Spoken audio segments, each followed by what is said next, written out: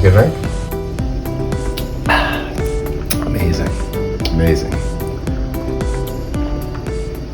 So today we're going to learn how to make kombucha right here in the Philippines. I've been making it for about 4 years since I've been in the Philippines. The reason why I make it myself is because it's super expensive in the Philippines and you can make it for about a tenth the cost.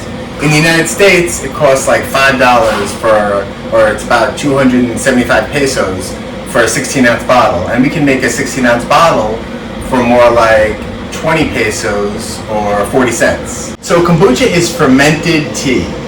I use a mixture of black tea and green tea, and these I both get online, like Shopee, in the Philippines, and it's pretty cheap. It's like 250, 300 pesos, like $5 or $6 a bag.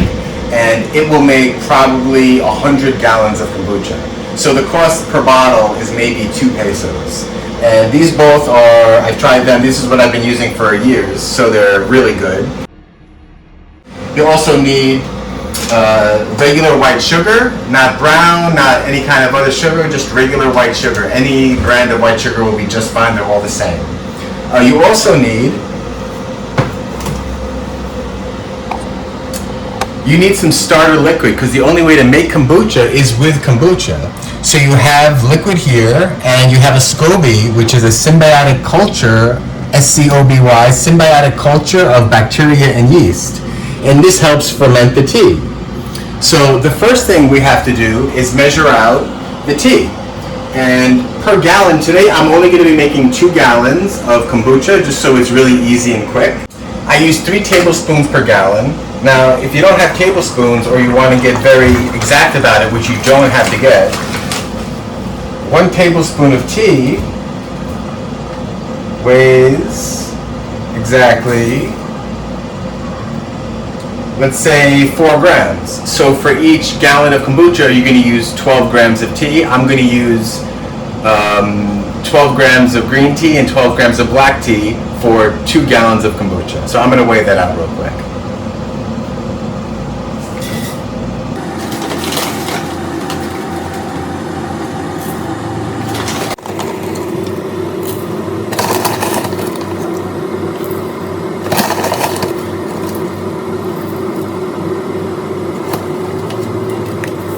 So the second ingredient, and there are only 3 ingredients, the second ingredient is sugar, regular white sugar, and you're just going to weigh out 1 cup of sugar per gallon of kombucha. And I'm making 2 gallons of kombucha, so I'm going to be weighing out 2 cups of sugar. This is a half a cup, so I'm just going to do 4 of these.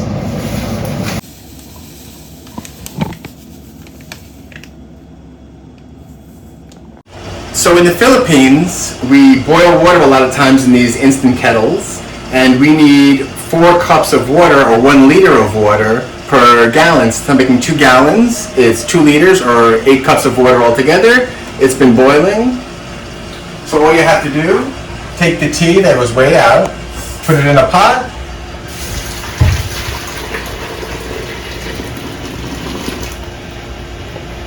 throw the water in there, throw a cover on there, and we're going to let that sit for about 15 minutes just so the tea steeps properly.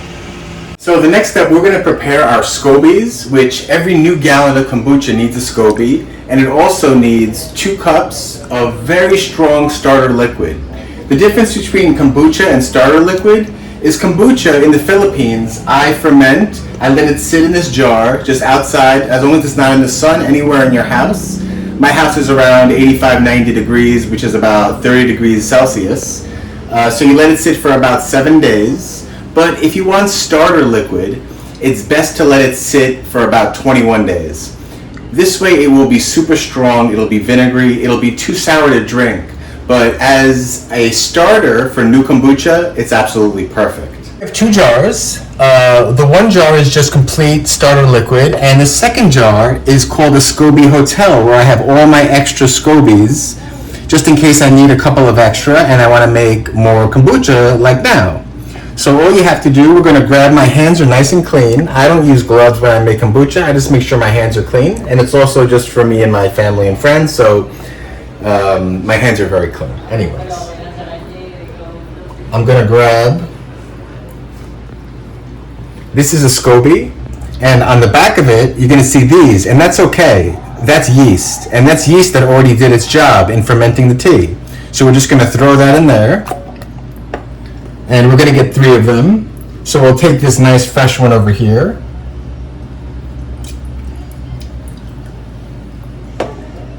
This one's brand new. It just formed since the last time. And we're going to take one of my spares, and I have many. If anyone wants any spare scobies or spare starter juice, you can contact me. If you're a subscriber, I will hook you up for free. So now we have our starter liquid, and there are pieces of yeast in there that most of them float at the bottom, but there's some still floating around in there. And for starter liquid, we want to use the top, and we also want to strain out the extra pieces of yeast. So we're just going to put them through like a little fine mesh strainer, and we're going to add them to our bowl.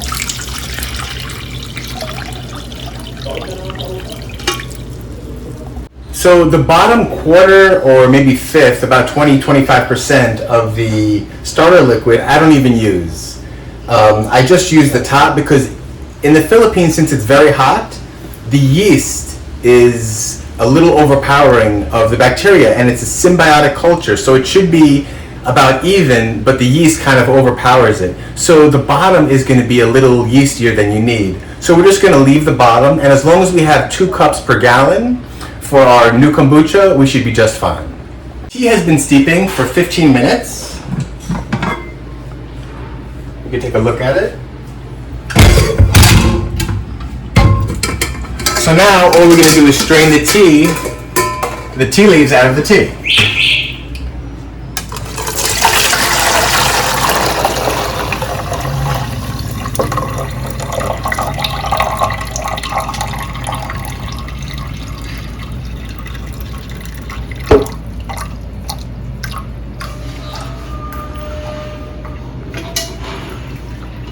So just as an aside, when you're making tea, any kind of tea, whether it's just tea you're going to drink or you're making kombucha, you never want to press the leaves. You just want to let as much drip naturally as possible, because a lot of the bitter parts of the tea, they come out when you mash down the tea.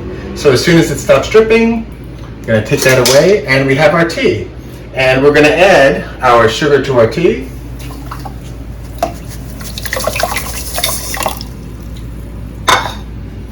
And we're going to mix that up.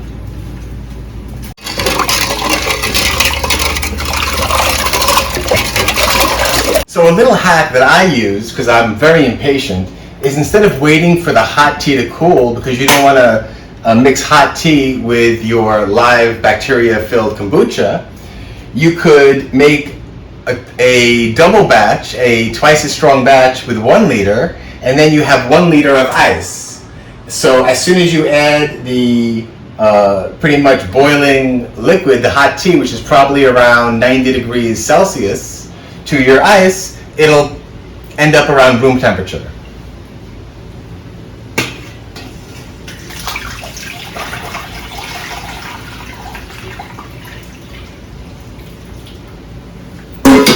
So we're just going to let the hot tea and the ice kind of do their thing and melt, and in about 5 minutes the tea will be ready to pour in your gallon containers. All of the ice is melted, and the tea is now at room temperature, or actually probably a little below. It's probably around 60 degrees, which is just fine, because we're going to add the tea first to the containers, then we're going to add the spring water, and then we're going to add the SCOBY, and then finally the starter liquid. This is half a cup, and we need 4 cups of the sweet tea for each gallon of kombucha. So we're going to add 8 of these to each container.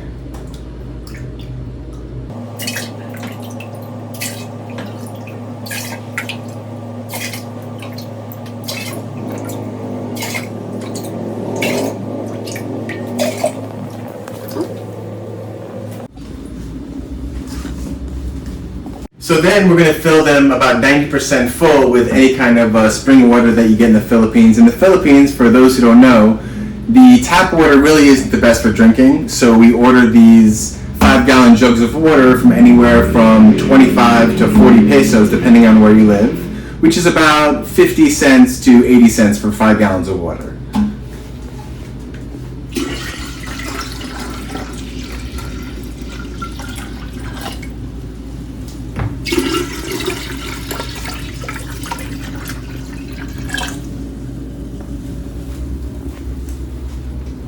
So now we're going to add our scobies.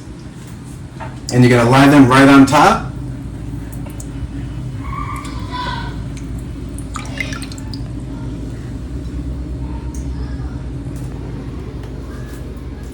And now we're going to put 2 cups or 4 of these half cups into each container.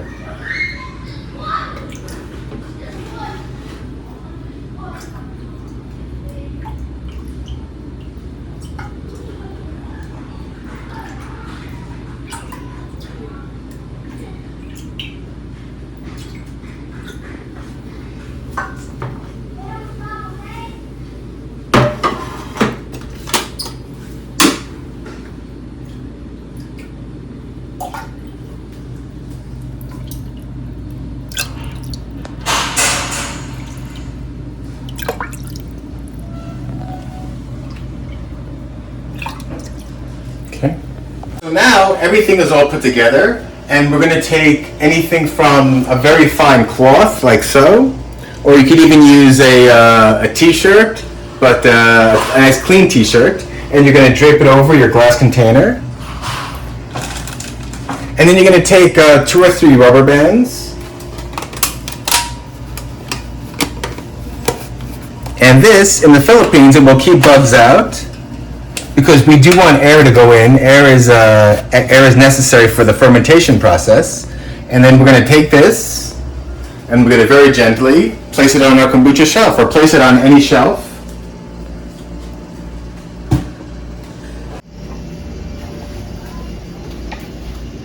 So here we have my kombucha shelf, and we have our 2 gallons that we just made. And we also have my SCOBY hotel with all of the extra little white mats.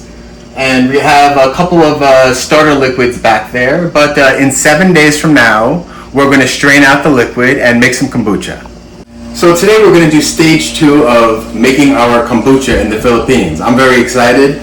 Right here is my wonderful kombucha shelf, where it has all of my gallons of the kombucha that I made during the last video.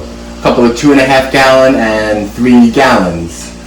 This one is called a SCOBY hotel. The pellicle, or SCOBY, symbiotic culture of bacteria and yeast, always grows on the top. Every time you brew it, you get a brand new fresh white SCOBY. And these are just additional SCOBYs that I have saved just in case of emergency. And these are just very large jars of kombucha. So now, in the first stage, we just mixed brewed tea and sugar and our SCOBY very strong starter liquid and one of those pellicles together. We left it for 7 days, and now we're going to mix it with fruit juice and bottle it. So that's called F2. So there are a couple of differences I've noticed when making kombucha in the Philippines as opposed to the United States. In the Philippines, it's very hot. The kitchen that you're witnessing me in is about 90 degrees Fahrenheit, probably 32 degrees Celsius. So as a result, kombucha in general, it ferments much quicker. So in about 7 days, it'll be ready. But the SCOBY is a symbiotic culture of bacteria and yeast. The hotter it is, the better the yeast do. So as a result, a lot of times the brew will be a little bit yeasty. And to counteract that, if you look at the bottom, you're going to see little bits of yeast. So the last, I'd say 5-10%, I say about 5%, I don't add after I strain it. I leave the last 5% only because a lot of the bits of yeast are in that last 5% all the way sink to the bottom. So I don't put those in my final product. I just discard them. So in a lot of my cooking, one of the things that I always do, just to make sure the results are always the same, is I weigh the ingredients. In the Philippines, we're lucky. I order off of online, like Shopee. This is one of my favorite scales. It measures grams up to 10 kilograms, so 10,000 grams.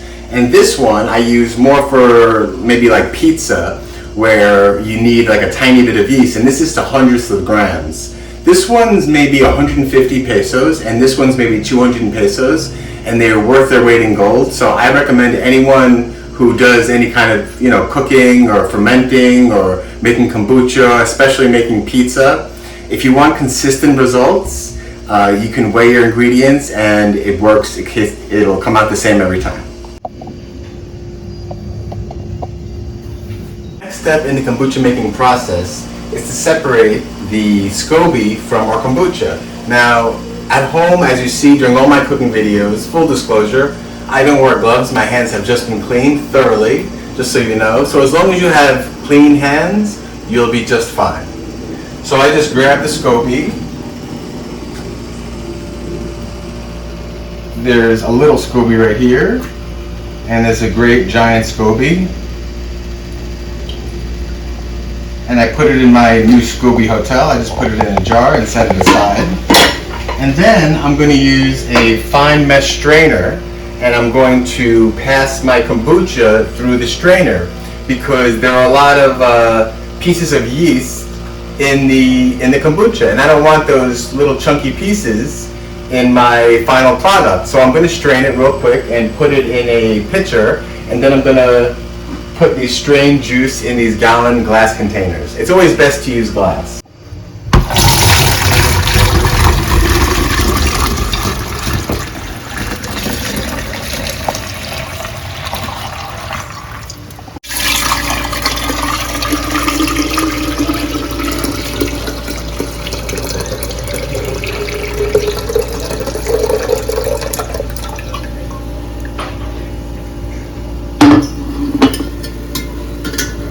So what we're straining out is actually pieces of yeast that have already done their job, and that's what you don't want in your kombucha. It's completely fine. There's nothing wrong with it. It's not bad for you. It's just, when you're drinking something, that's not something you want in your drink. So today I'm making 5 different kinds of kombucha. Some of my favorites. The first one is going to be this ginger juice, and this is yellow passion fruit. This one is ginger juice and red passion fruit. This one is whole pineapple cut up, really ripe, really delicious. And this is also yellow passion fruit. The yellow passion fruit is a little more sour than the red. And the sweetness, because the F2 needs a good amount of sugar, will primarily come from the pineapple. The fourth one is going to be watermelon juice and passion fruit. Obviously, I love passion fruit. And the fifth one is just going to be all passion fruit. So each of the glass jars, we're going to put one of the mixtures of 2 kinds of juice in them, and then we're going to pour our kombucha mixture and swirl them around. That's it. Okay, so, is this shirt terrible?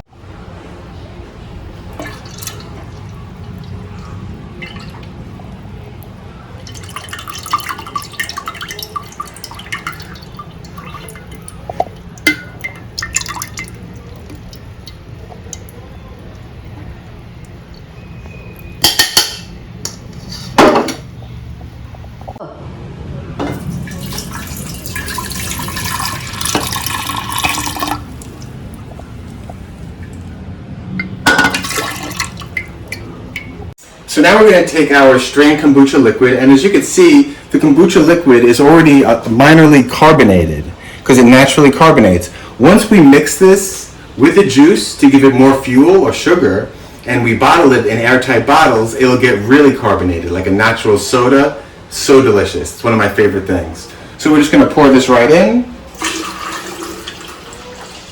And we're just going to fill it to the top.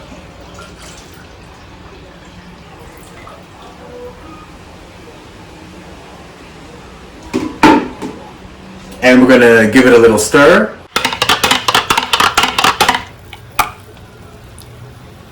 You're just going to repeat the process with all the other flavors. You're going to put them in a glass jar, and you're going to pour about a gallon of your kombucha liquid over them and give them a little mix. That's all you have to do.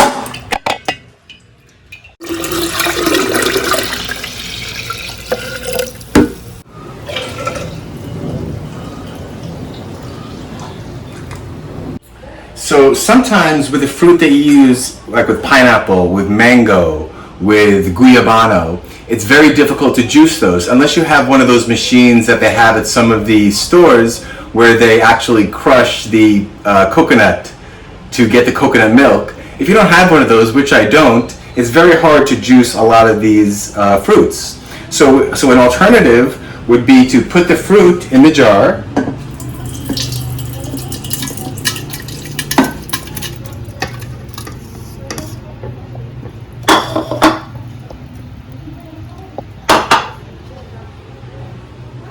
So this is going to be the pineapple and passion fruit.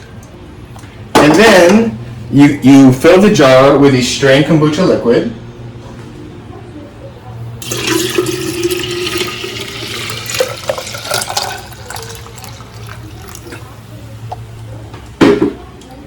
Now what you're going to do is you're going to just cover the jar and you're going to let the fruit marinate in the kombucha liquid for 3 days. I do it for either 2 or 3 days in the fridge, and all of the flavors of the fruit will, by osmosis, go into the kombucha liquid. Then after that, you're going to strain it and then you bottle it. So this one's going to take 3 more days, and the other ones we're all going to bottle today. So now we're on our bottling stage. We have our kombucha mixed with fruit juice, and we're going to take our trusty funnel and put it in one of the airtight plastic jars that I bought.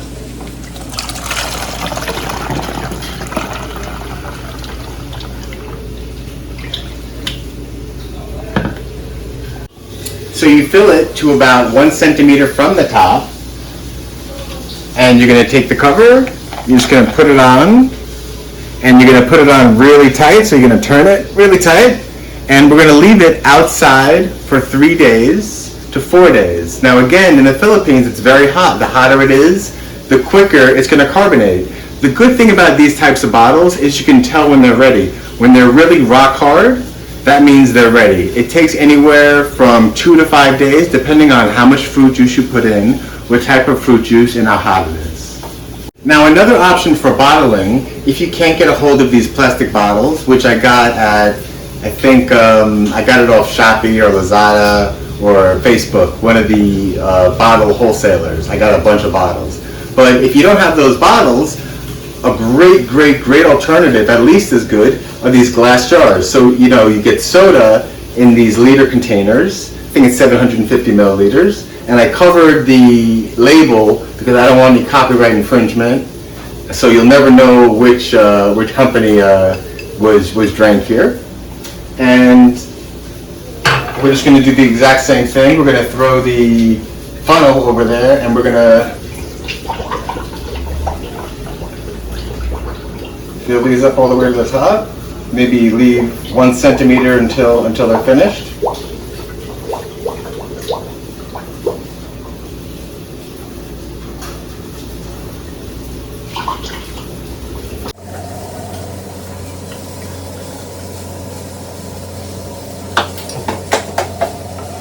So we have our taste test of our watermelon passion fruit kombucha. I'm very excited. I hope it's nice and fizzy.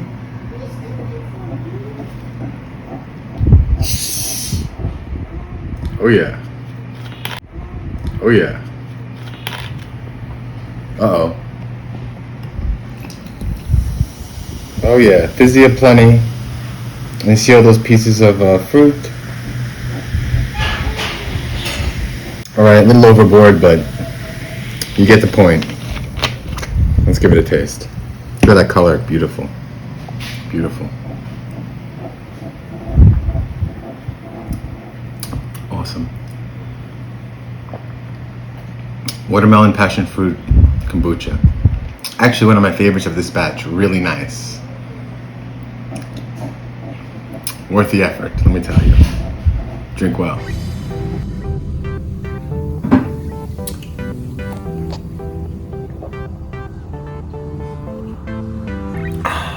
I sincerely hope you enjoyed our video on making amazing kombucha at home.